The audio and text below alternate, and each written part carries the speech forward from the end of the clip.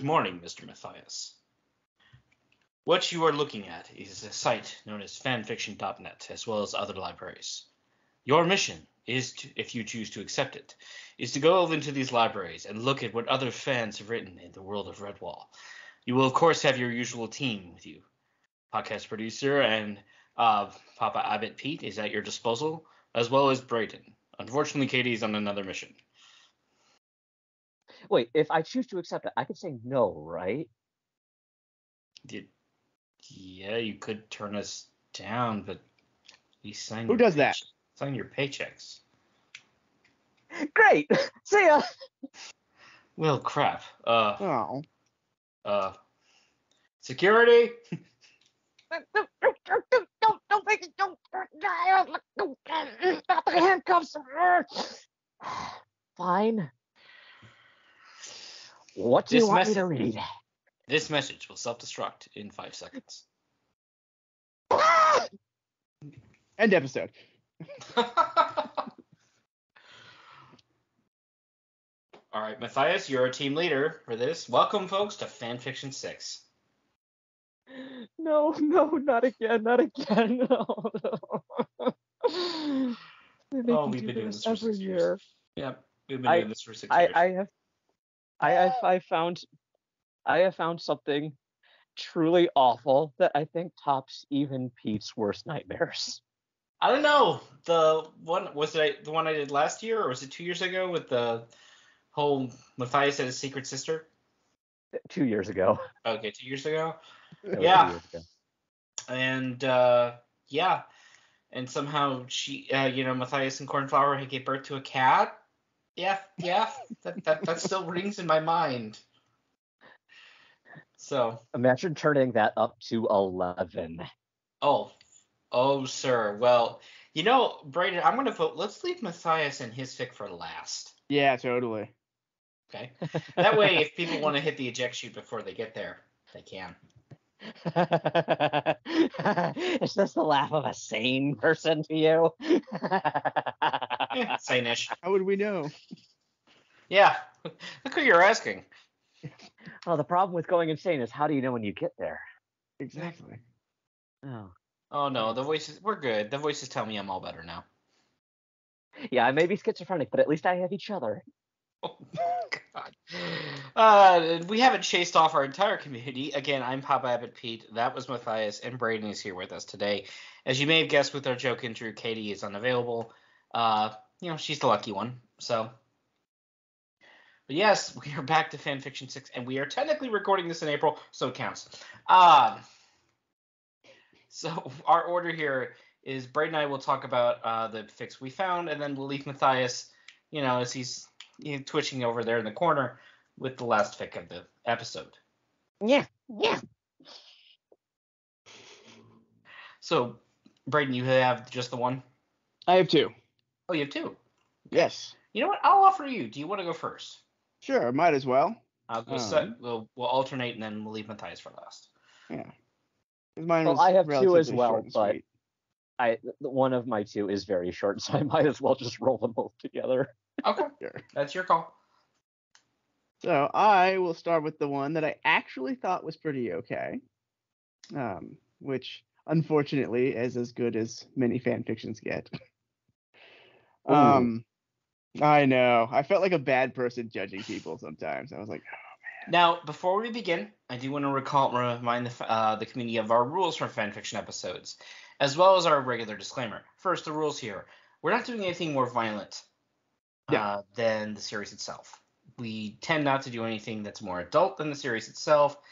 And while I personally don't try not to go for these, I'm not saying my fellow contributors won't, I tend not to go for shipping fics, only because that's the worst of the Mary Sues tend to be. It's not what I like to tag on, because we're all 12 at some point, and we all dream up these wily scenarios, and I don't like to come down on someone's art like that, shall we say. Creative direction. That being said, if we feature you on today's episode, as we've done the 5 previous episodes before, it is not to make fun of you. These episodes are let us celebrate the community in all its splendor and glory. We found your fic worthy to talk about, even if we don't like it. So, keep that in mind. Oh, and Think I about will, all the I will other explain that as I go. Yes. Yeah, think about all the other fanfic that are out there. We considered yours worthy of talking about. Even things that are like, those movies that are like, oh, it's so bad, it's good? That applies to fanfic as well. Yeah. Just keep in mind, now, not counting all the individual Red Wolf forums, much less the main or any side ones, there are 2,100 fanfictions alone on fanfiction.net for just Redwall. And that doesn't count crossovers. So And we we do each what, cover 6 at most per episode? 3 per Yeah. person per episode. So there's a lot of material out there that is not being covered. Yeah. Medical science will keep us alive long enough to read all of them. No. I thought I was going to get sleep tonight. It turns out I was wrong. Good. It's finals week for me. Somebody's got to join me in this no sleep thing. Go ahead, Brady. Okay. So yeah, I by design, because it's finals week, I chose short ones. The first one here that I've got is called Epilogue. It is the epilogue and epilogue to Tagarung, which, if I recall correctly, really was one of my favorites. So this is I think they're calling him by his real name now, Tag. They call him Dana. Or how do you guys pronounce it? Dana? Dana. How did we pronounce it? Yeah. So this is after he's been there for a while and decided Redwall is not for him. I like the idea because it's at least a sort of realistic examination of what may happen to these characters. Like it talks about the fact that he can't ignore how he grew up. He just can't be a Redwaller.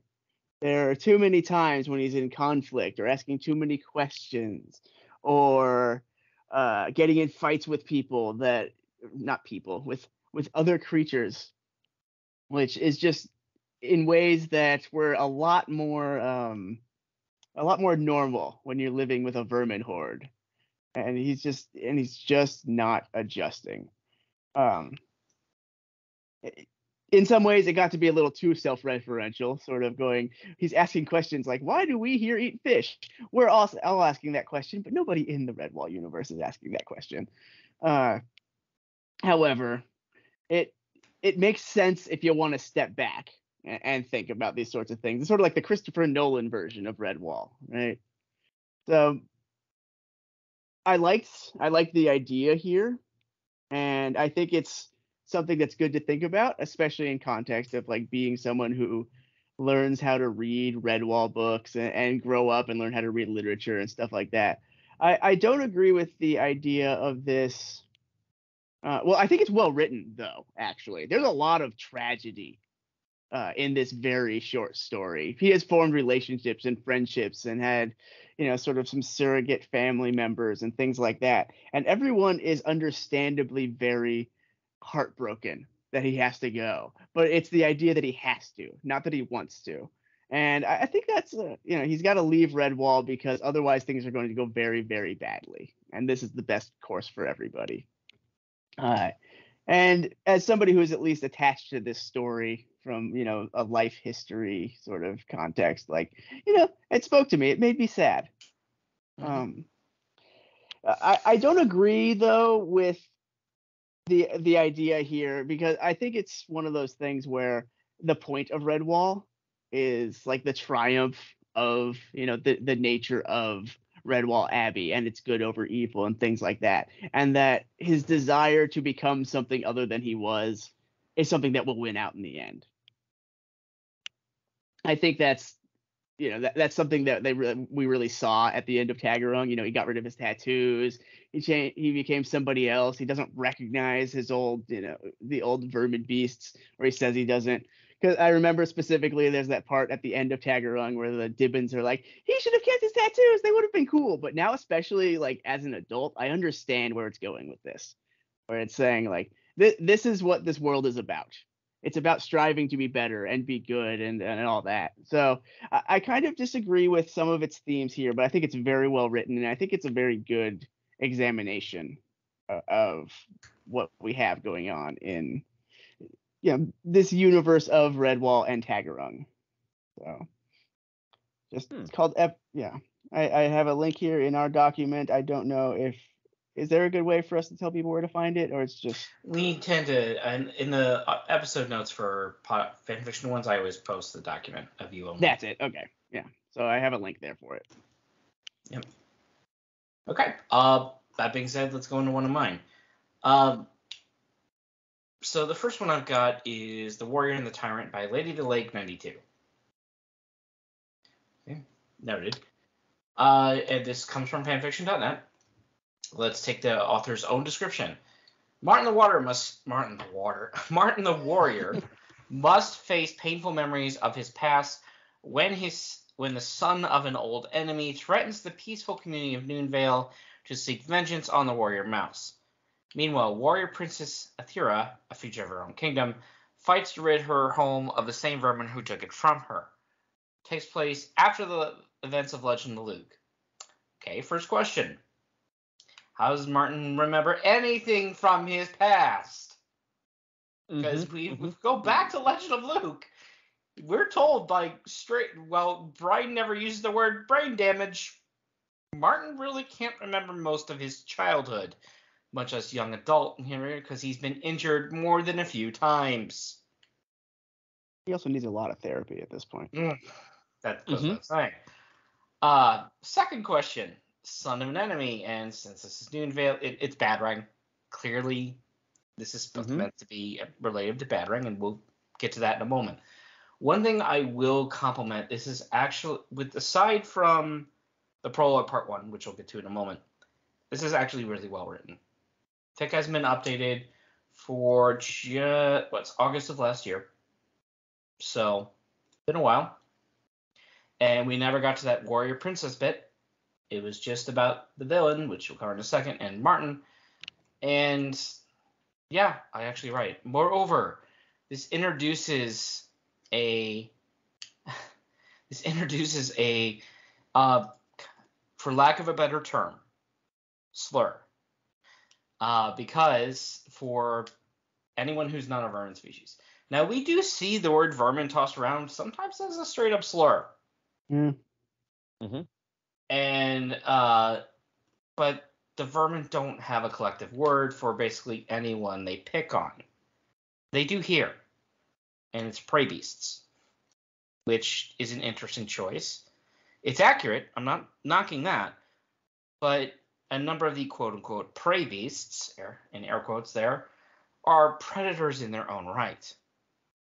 Like otters and badgers, will readily predator. In real life, they will readily hunt if the opportunity presents itself. So, okay, we'll go with that. Let's get into the fic proper. There it starts with a poem because this is very Brian Jakes style. We have prologue part 1, which just goes deeper into Martin's obvious guilt for what happened at the end of Martin the Warrior. And his friends basically saying, hey, we respect that you want to just leave, but we're really going to try to convince you to stay and be with us because we're friends. And Martin's like, no, He doesn't actually say the word or think the word rose at any given time. But it's clear the guilt is over this. And they try to drag it out of him, and he's just like, come on, guys. You know this. So, yeah. And then the end of this prologue part 1, basically is Polkeen, the seer mole, basically said, yeah, he's going to be back. So prologue part 2 and the first chapter proper goes into this more original material. Prologue part 1 follows our bad guy. And think if you can tell me what you guys think of the name, but it's Varang the Vile. Little comic booky. I mean, we don't know if Badrang chose to name him this, or if it was Mrs. Badrang, which we never meet because the mom's not even mentioned. Semi-cliche. Varang himself is a little cliche. He's the one who rules by fear, but doesn't actually do anything. He delegates because he's the feared one. He's called the vile one by most of his troops. Ooh, scary. Ooh. What I do credit the writer with here is we learn the fate of Clog. Because they straight up Varang basically just comes back from college, so it's more or less he's got a ship in Eastern Coast. He's raiding as things do, as vermin corsairs do. Comes back from college here to find his house has been kicked in and burnt, and the only ones the non-vermin species chose to bury were their own. They just left the rest of the corpse just sitting there, along with Clog, which I don't know that we ever got confirmation that Martin and his army knew that Clog was there or that they cared. So Varang's crew do find Clog among the ruins. However, they first think he's some sort of ghost because he attacks them. And eventually they do capture him. They realize who he is because Clog has not really fed himself for a couple of seasons. And he's lost a lot of weight. And he's basically emaciated. And dying. No. He's straight up dying. Like, their healer is just like, well, you got maybe another 12 hours before he kicks it. And Varang's like, seriously? Like, yeah, he's gonna die. So, if you have any questions for him, now's the time because he's half crazy. And we find out Clog not only he first thinks Varang is Batarang because fathers and sons. It's like, wait a minute, you're the kid who set my tail on fire, and I admit that's kind of funny because Varang's even has a one of those old nostalgic grins about that. So, hi Uncle Clog.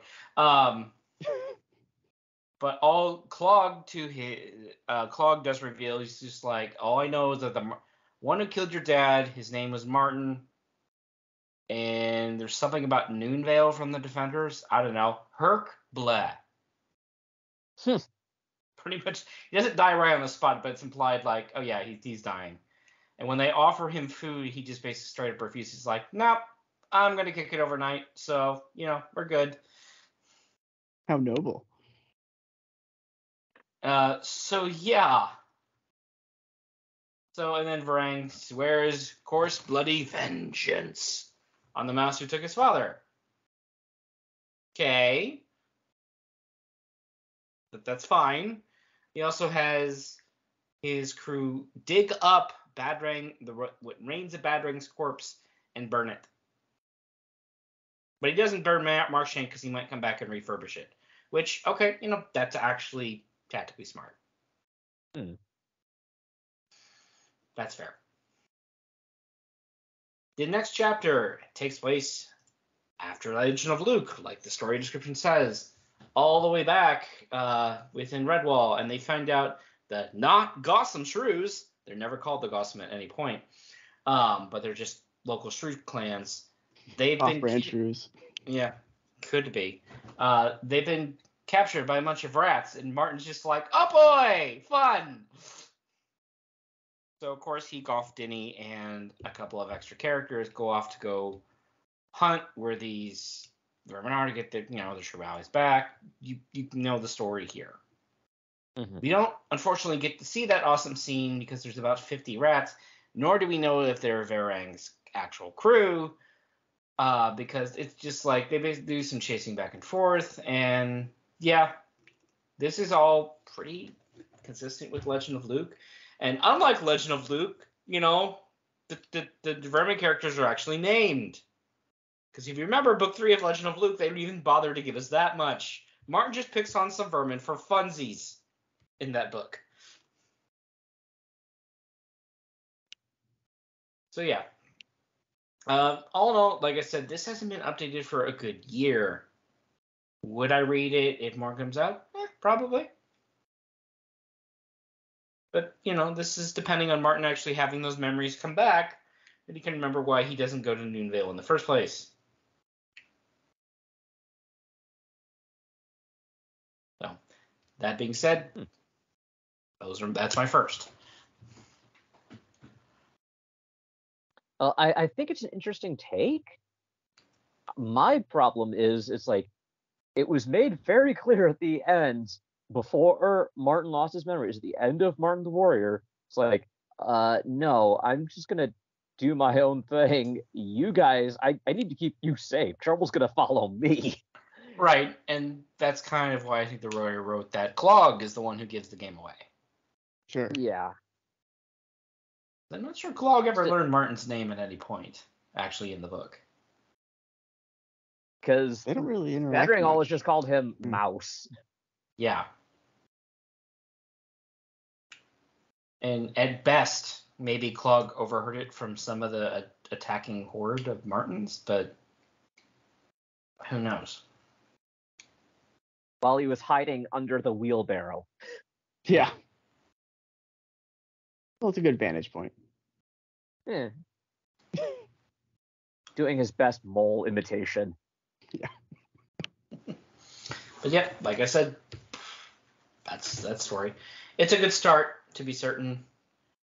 But yes, this does hinge on Martin recovering memories long gone. I was going to kind of like put it in context of Mossflower, because isn't Mossflower sort of the end of his adventuring alone? Yes, alone, yes. Yeah. And Legend of Luke is, while that story has problems, I'm not saying it doesn't. It does show Martin kind of knowing how his father went to his own death, chasing his hated enemy. That whole point of that story, and this is what I definitely will credit Jakes with doing, is that Legend of Luke kind of ends Martin's emotional plotline where he chooses to walk away from violence for good. Yeah. Mm-hmm. So while I'm not saying the story is bad by any means, and it's got an interesting tone, this would basically mean Martin has to take up his sword again when he really, this wouldn't be his first choice. So it kind of takes the character's end of arc moment and says, but wait a minute. Yeah.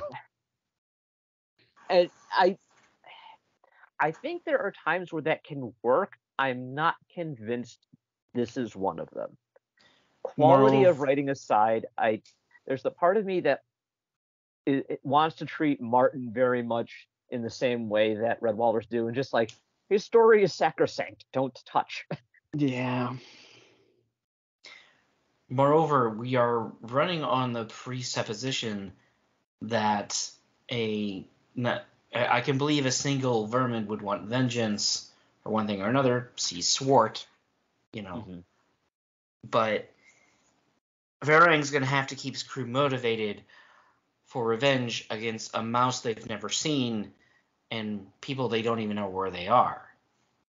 Mm-hmm. So, and revenge for a father that probably, based on what we know of Badrang, didn't actually love him that much. Yeah, you're right. There are very few loving parents among the vermin crowd.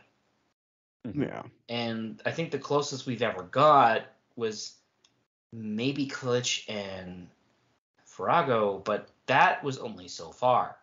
Farago valued Klitsch as his heir, not as really as a son. True. I would say, to a certain extent, in Tagarung, we did get a little touch of that. But, oh yeah, I had forgotten about that. But that's about it. I mean, in as much as, oh, you're a cute baby, here, let me dote on you. Oh, you're a rebellious teenage otter who won't exactly listen to me. Okay, now I have some more issues. Or, the Starscream mom trying to get her son grooving, but that was more she just wanted power, and he was a means to an end. Exactly. And he goes off the deep end anyway, in a very humorous manner. Yeah. Brayden, what's your next one?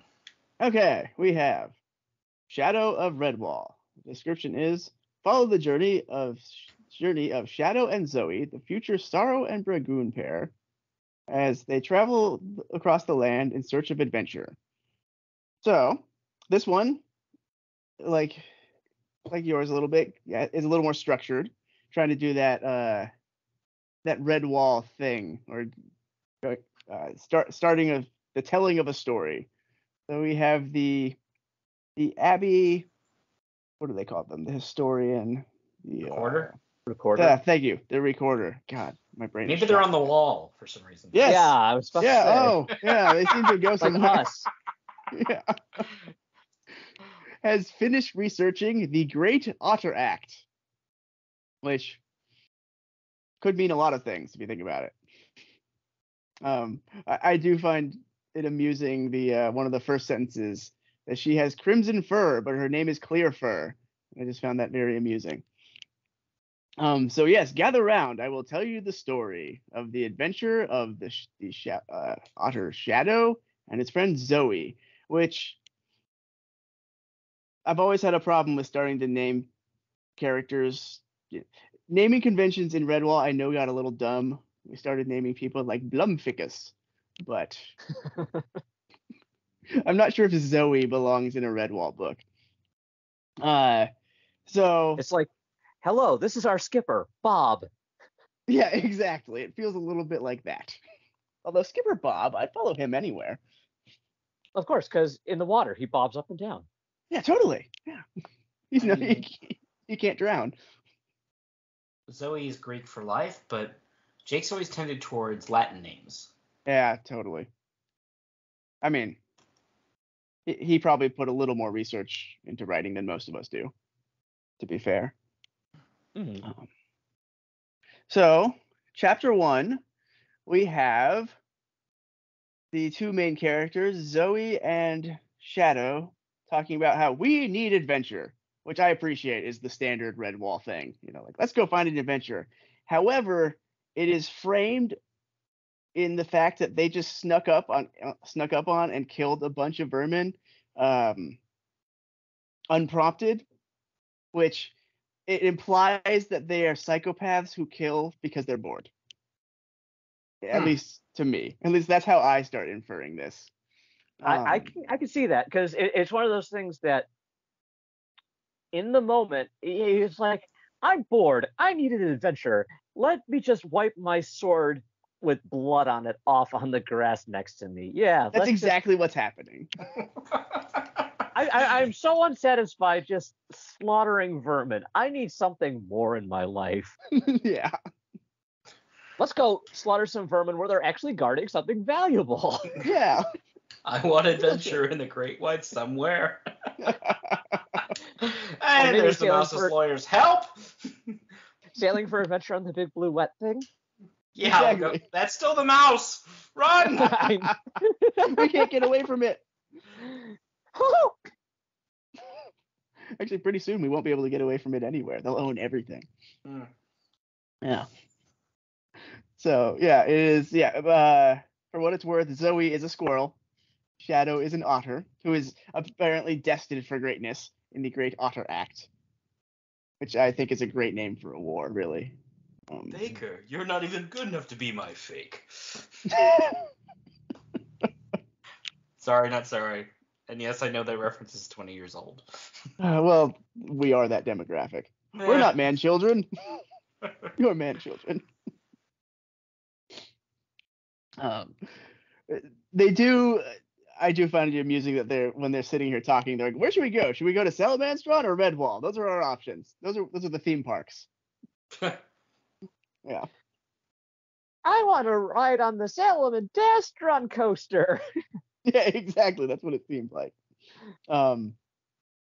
So yeah, that's basically the nice intro to their adventure that never really gets off the ground, unfortunately, because this is unfinished. However, the next chapter is just them bantering, as many characters do. And of course, because this is Redwall, one of them has to like food too much, and the other one has to tell them, "You like food too much." So that is honestly the entirety of this whole thing. I was hoping it was a little longer to give me some more details, because it didn't seem like the worst idea on Earth. However, the reason I chose to talk about it in sort of a critical fashion is the idea of what makes Redwall good is not one ingredient or the other. It is the mix of, the adventure, the fighting, all that. The characters who are bored and have to go off and then they find their meaning somewhere else, that kind of stuff. But I feel like this boils it down a little too much to where we have to like our characters just because they're our characters, despite the fact that we are shown that they do not do what most of the Redwallers or Woodlanders do, which is I understand at a certain point in history we have to wonder why they keep waiting to get attacked before they start, fighting back. But I think it's a very important part of Redwall is that we are peaceful creatures and there is a delineation between good and evil, and we don't want to blur that line at all. So there's something here, but I think there's a lot of critical examination of why we like Redwall missing. And I think that's what good fan fiction does, is it shows us why we like Redwall. It may be a different angle or it may not be as well written or whatever, but at least it has those ingredients, Okay. So that's that one. Come back to my second. Revenge of a Wildcat by Zappafe. I have first. I clicked on this because I wasn't thinking, and I thought it meant the other Wildcat. That one of the other Wildcats that would be connected to Redwall. In this case, Verdaga. Very nice. Oh, no, yes. No. This is about his older brother, Ungatron, who is somehow still alive. Despite having his back broken. And drowned at sea. Yeah. So, author's own description. Ungatron is alive, and this time he has his mad eye set on Redwall. Okay. But Ublaz is mad eyes. Yeah, I know. Short and to the point, this doesn't really go anywhere, but I had to do it because I could just hear, like, jokes screaming. Yeah, I'll hear that for the end. So, basically, there's Otter's ship, quote, Roscoe, have been drifting along the shore for untold days. The Father Abbot Max of Redwall. So, chronologically, this means not only is Redwall established, so this is way after Lord Brocktree, but it's not even like the original first abbess. So this is after her time. And okay. Yeah. So, and remember, Unget was the older brother. So, Father Abbott is on this ship to go collect sea fish for a special celebration for all the Dibbins. As opposed to land fish. Okay, well, pond fish. Okay, fair enough. So, yes, and they basically find a body in the water, and they get the idea of, don't let the dead be dead. They haul it onto the boat for a burial once you get back to Redwall. And they only realize once it's back on deck, it's a wildcat. Okay, fine, I'm following so far. And they manage to get back onto the River Moss. And basically, although they'd be fighting against the current, because that's what rivers do when they meet the ocean, they managed to get Redwall back we're told within a day. And then they basically look, hey, who's that, dead body you find? It's a wildcat. Oh, wow, it's Ungatron. Huh. He's still alive.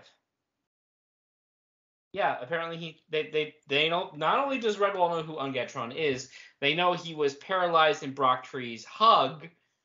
They're hugging it out. And cast out to sea, but it's said, and I'm quoting here, the vermin from his own army drowned him, but he still survived, and that the Dark Forest would not accept him, so he was forced to continue on longer than any beast had ever lived. That's metal. Mm-hmm. Okay. And the abbot is he's not like announcing this to like his small council or like old adults. He's saying this for everyone to hear in the entire Great Hall while the soaking wildcat is there in the corner. Okay. And yeah, the Red Walrus start panicking, like, is he alive? What of his vermin army? Blah, blah, blah. Don't worry, this is long dead, and he's breathing. And I'm quoting here at the end, and you can imagine whatever screaming effect you'd like. The crowd screamed in terror as the eyes of the creature opened and the mouth shaped into an earthly grin. Anget-Trun was alive. Now, fine. Healer's down! Healer Out of mana! He would be older than dirt. Like, all I have to do is make any Professor Farnsworth joke here, because Anget would not be in any condition to do anything. Oh, hello, everybody. Good news, everybody. I'm still alive. I'm happy. Yep, bring out your dead and put them on the cart, because that's about all you can do with someone that old. Even if we want to bring animal lifespans into this, fine. Mice and rats live, 2 to 3 years? Tops, in the real world? And cats, if they're held in captivity with vet care, can go for 20 years. But in real life, yeah, it's going to be a lot less than that. He'd be very dead at this point. So yeah, Anget-Trun's alive. Okay, sure, get him a walker, because he's not going to be able to do much. Can I have a fish to come on? I'm hungry. So there is a second chapter, but what? It's kind of weird. It's like it's Salamandastron hares fighting and also conversing with vermin, and that's about it. It's very short. Now, to be fair, this hasn't been updated since 2007. Oh, wow.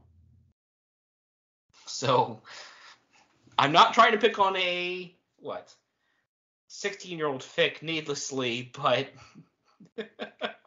I'm not sure Anget can do anything. Now, like I said, when I first clicked on this, my brain connected Verdaga, and I'm like, okay, now you've got my curious, but Anget? Okay. I mean, he was cool. Maybe that's why. Tell you the truth, though, Anget wasn't as successful as his little brother.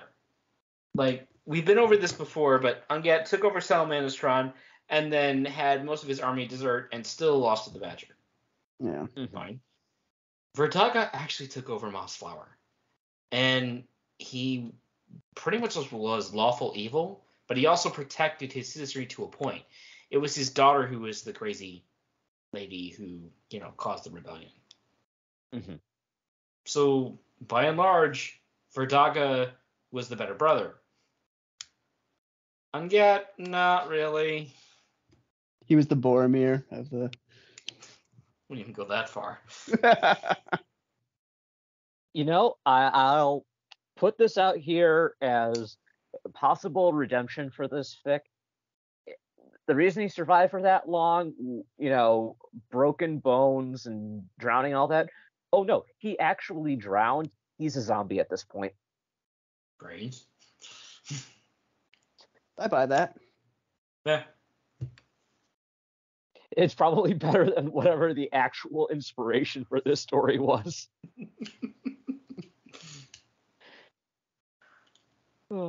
I mean, the closest analog I can come to in conventional fiction, and again evoking the other mouse, is Davy Jones in the Pirates of the Caribbean movies. Oh, sure. Okay, Matthias, your mission. Should you choose to accept it? No! 3 hours later.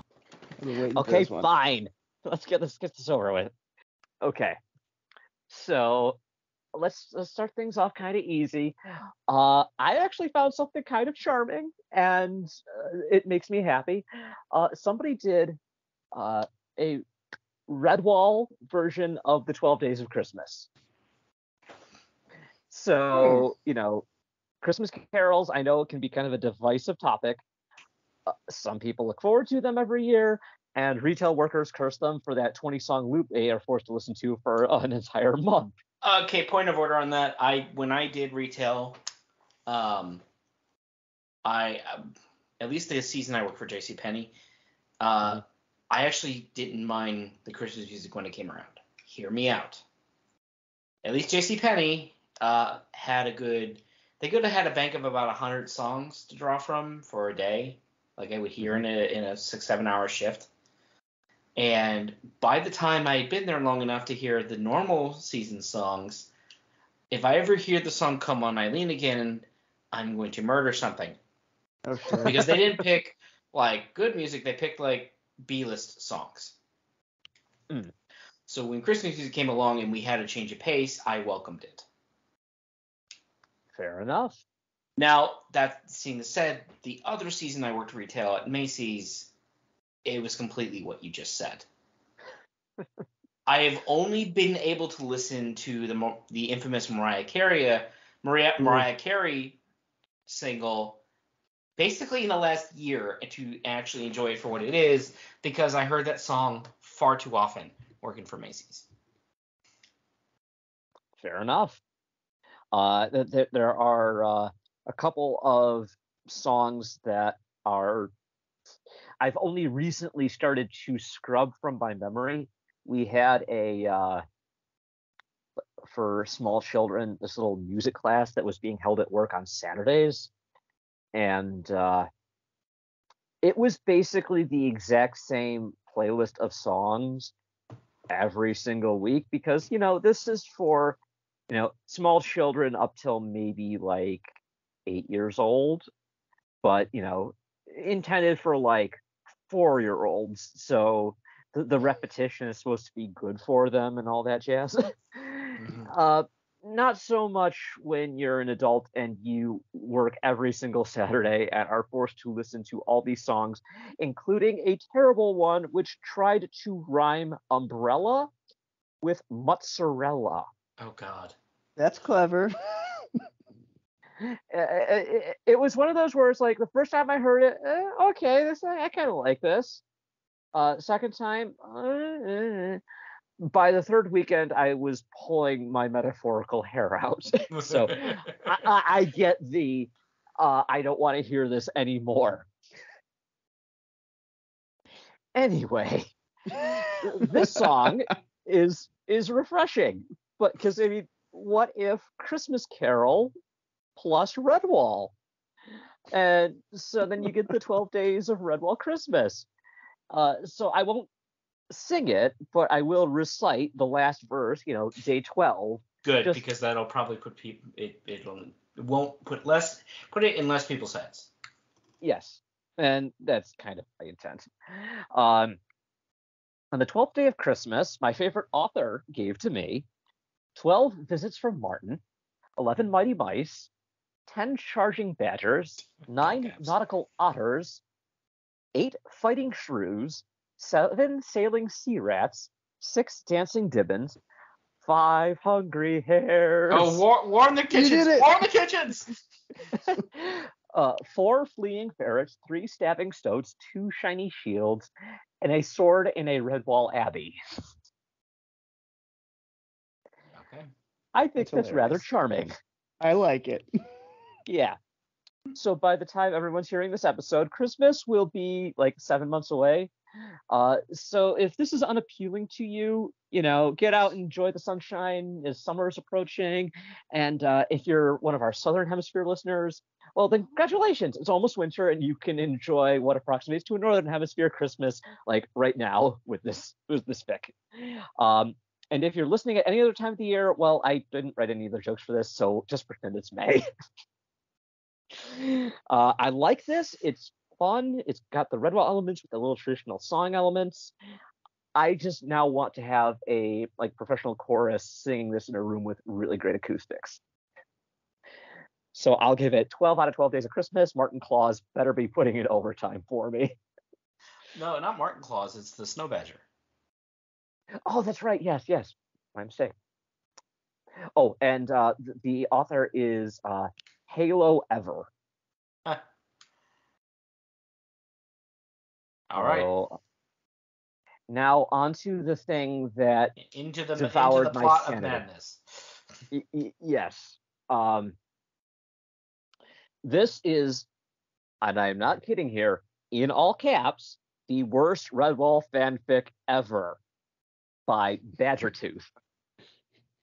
Like the As best. the description reads, did you ever read a really bad Redwall fanfic / pass along story / example of role playing?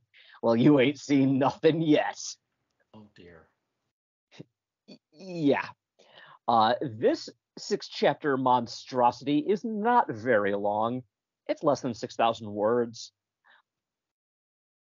But I will. You know what? I'm just going to read the 2-paragraph warning that is at the beginning of chapter 1. You judge for yourself. noted. Chapter 1. Garter attacks. General Surgeon warning. This fanfic is supposed to be bad. I've combined the worst elements of Redwall fanfiction, not any from one. I will do a second take. General Surgeon warning. This fanfic is supposed to be bad. I've combined the worst elements of Redwall fanfiction, not any of the ones from, of course, I mean from our other sources, and rolled them all into one huge, awful, good-for-nothing fanfic. Why read it then? Who knows? You might learn what not to do, or you might laugh at the pitiful excuse for writing. Why? Why? Note, reading this fanfic has been known to cause a fondness towards actual Redwall books you've taken for granted. View the following fanfic with caution. Not responsible for lost or stolen articles. All your base belong to us. Please keep hands and arms inside the site at all times. Don't throw pennies over the ledge. The worst Redwall fanfic ever is not for everyone. Side effects may include, but are not limited to, blindness, deafness, and death. Please consult your physician. Non-toxic. Close cover before striking, not suitable for children under the age of 4, may contain small parts, financing subject to credit check and approval, see teller for details, keep out of reach of small children. I think you get an idea of where this is coming from. I've got it up on my screen here, and my brain is trying to make sense of this. Yes. This is like a brain parody jakes. That's what it says here. Yeah. Brain This is Jacques. Yeah, this is pure parody fic, but because you know it's going to be bad, it will not prepare you for just how bad it is. The spelling and grammar would make an English teacher rethink their life choices, and the rambling, self-indulgent nature of the plot is enough to make Stephanie Meyer blush. Oh, Yes. You can do Stephanie Meyer better than that. Yeah. So. Yeah, reading it is hilarious, but your sanity might not survive the experience. You know that statement about those who stare into the abyss, seeing the abyss stare back? Well, this fic does that. It stares at you, even through you, and then it continues as it gazes, will pierce the very fabric of reality. Ya Cthulhu Fatagan. So as for the story, if you've ever read somebody's middle school self-insert fanfic, this is basically that. The story is a rambling, intentionally incoherent mess. I could not try to describe it. But I'm afraid you would lose all respect for me in the attempt. I will simply say that whatever you think this story is like, it's worse. Oh God, there are 6 chapters. There's 6 chapters. I read the first. I had to stop. I will give it 7 out of 10 tickles because I would summon Cthulhu again. It's just mountains of madness. I don't even think Cthulhu wants to be messed with this. Yeah. Very, very just wow. The first sentence here just for your reaction. Yeah. First sentence. Garter the Mean was a fox who had long hair like a human that was dyed blue. God, where is Jeremy with my Redwall? Right? I was definitely headed in my Redwall directions. Just this is only, how do I want to put this? It's like The Room in fanfic form, but Redwall. Hold that up. Guitar's wait. Okay, Guitar is given he him pronouns. Guitar with me was a fox. He's got he him pronouns. Wearing jeans, tennis shoes, and a leather jacket. Leader of a horde. Had a sister once, but she killed him. Then why is he the bad guy? He's dead. Yes. I'm glad you pointed that out. Yeah. And his horde is 800 Barrel Foxes, 800 Wolves, not wolves, wolves. Oh my God. 700 Fox Wolves, 600 Why else Pine does Martens, not work that way?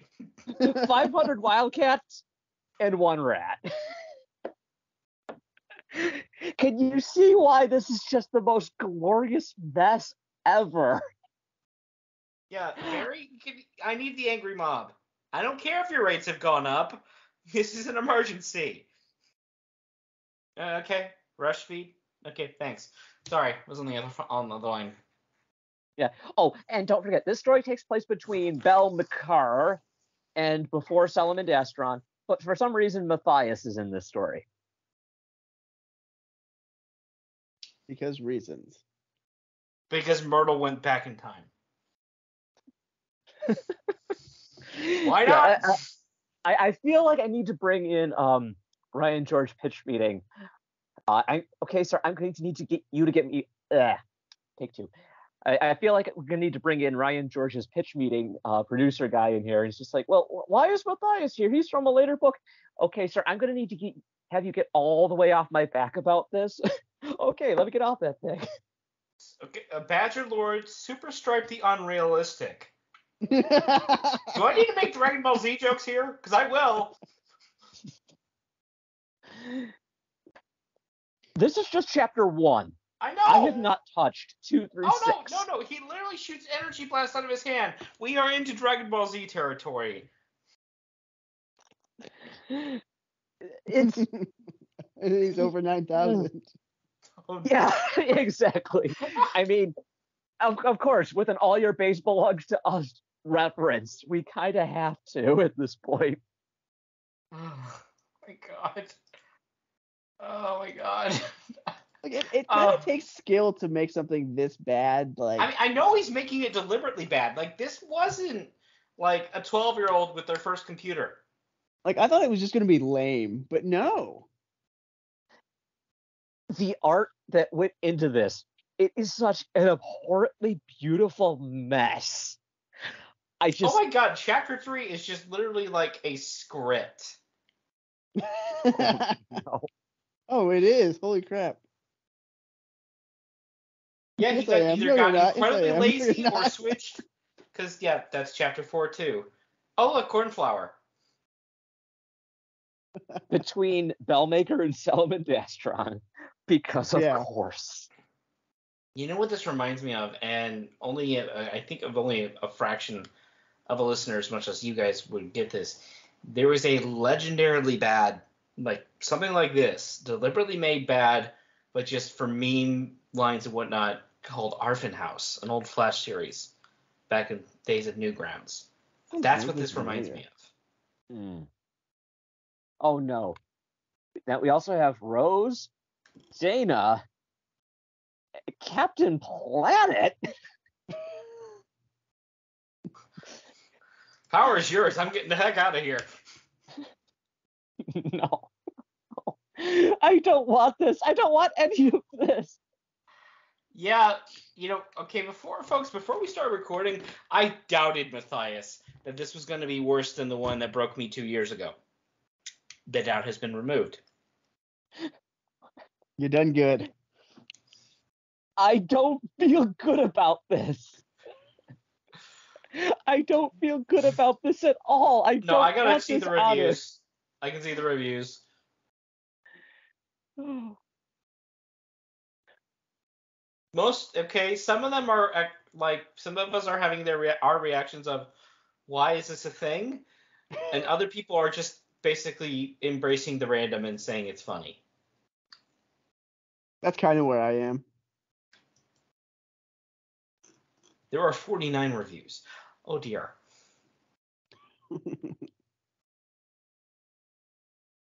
Well, that's a thing. Yes. And the first thing I'm going to Yes, start doing is repressing the memory of this. You're Because, welcome. No. It's brain mean thing. Yes. So, folks, thank you for turning into Fanfiction 6, where my brain is broken. We've done it right. I mean, Yeah, I'm Cthulhu not breaking down like I was 2 years ago with like everything, because I think my brain has put up like shields at this point saying no, this is just Arfin House but in Redwall form. So noted. That was a loud truck outside. Yeah. So that was most out of my brain trying to escape my skull. So that being said, folks, I'm your Papa Abbott Pete. Next time, but before we get into where you can find us and everything, because my brain is really that broken apparently. Next time we're going to be getting back to Act 2 of video game, and then I'll have a conversation with my crew here of if we go into Act 3 or what we cover next. So we still have one book we haven't touched, and no, we still don't know where the Netflix series is. So that being said, and let me call up iTunes reviews. But you can still find us on the Reddit on occasion. You can find us on the Redwall forums on occasion. And Twitter. Regarding Twitter, without going into the obvious, because it's I'm sure people have their opinions of everything on that. The exchange of leadership and we're not going to get into that because we're not nearly funny enough, and this is not a political podcast. But suffice to say, our Twitter is kind of dried up a little bit. I acknowledge that. That's part of the reason why, like we were talking before episode, a lot of us just don't. It's not whether you like the new owner or not. A lot of us just don't care about the service anymore, for lack of a better way to put it. Or do I have that wrong? You do not. I never really cared. We don't have any new reviews, for the record. So, yes, you can still reach us on our @ROTWPOD. It's just you may not get a lot of response. And then yes, our primary email is rtw@pod. No, it's not. rotwpod@gmail.com. See, I got it. I think. It's still broken. It's okay. Yeah, my brain's still broken. So. Yeah, Cthulhu Fatagan. Yeah, that happened. Folks, we'll see you next time. I'm Pete. Fatagan. That was Matthias. Brayden. We'll catch you next time.